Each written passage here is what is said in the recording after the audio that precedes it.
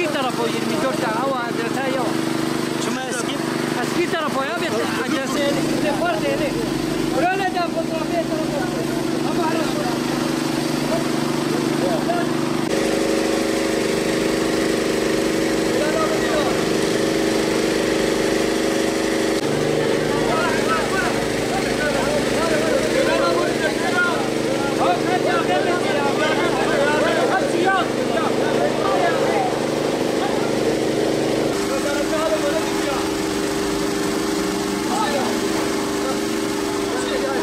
هم تخازن کو جرانا ما تشبي مقدوريتي ام اصنافن ام اصنافن جرانا منينا ام كان عيشه يمكن ام كان شك يمكن ام يتخازن ام تخازن ko جرانا ما زوج يمكن trafoya ma trafo günü benim. Ya şimdi 2 gündür elektriğimiz yok.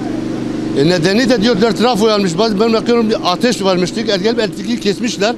Ben de elektrikçiyim. Dükkanımı açmıyorum. Dükkanım elektrikli kepektir. 2 gündür arzaya da gidemiyorum. Nedeni gelin yapsınlar yani. Trafonun bir sorunu varsa çözsünler. Köylerde yaşamıyoruz. Burası Batman'dır yani. Yani 2 köy gibi burada elektriğimi kesip keyfine baksalar olmuyor ya. Biz de esnafız.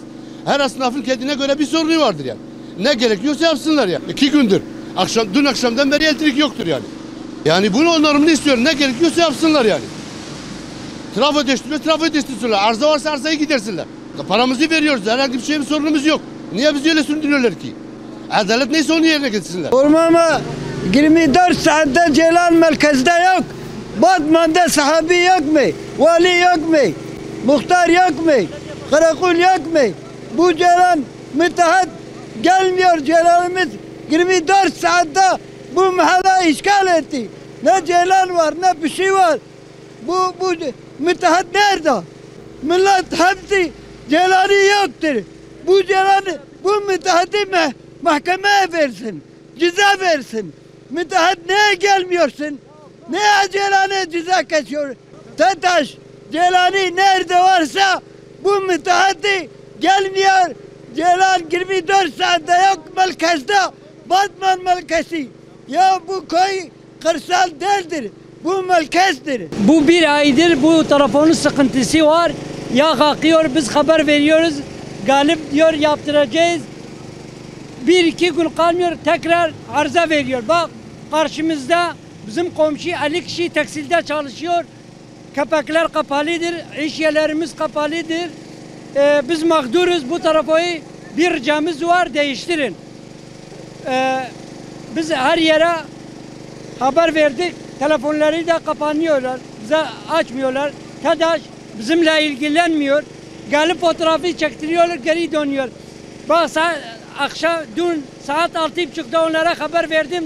Dedim gal ateş tutmuş. Geldi şarteli indirmişler. Bir daha bize dönmediler. Ya yazıktır, günahtır. Bütün iş yerler kapalıdır. Ricayla biz diyoruz bu trafoyu değiştirin. Hepsi o kadar. Bizim iş yerleri hepsi kapalıdır. Biz mağdur olmuşuz. Bak trafo benim binaya yapışıktır. Biz mağduruz. Bütün iş yerler kapalıdır. Kapaklar kapalıdır. Böyle olmaz. Bir köyde Ceylan gidiyor 1 saatte gelip yaptırıyorlar. Burası şehirdir, merkezdir. Yazıktır, günahtır. Müdüre sesleniyorum. Ankara'ya kadar biz müdürün hakkında davacıyız. Hepsi o kadar.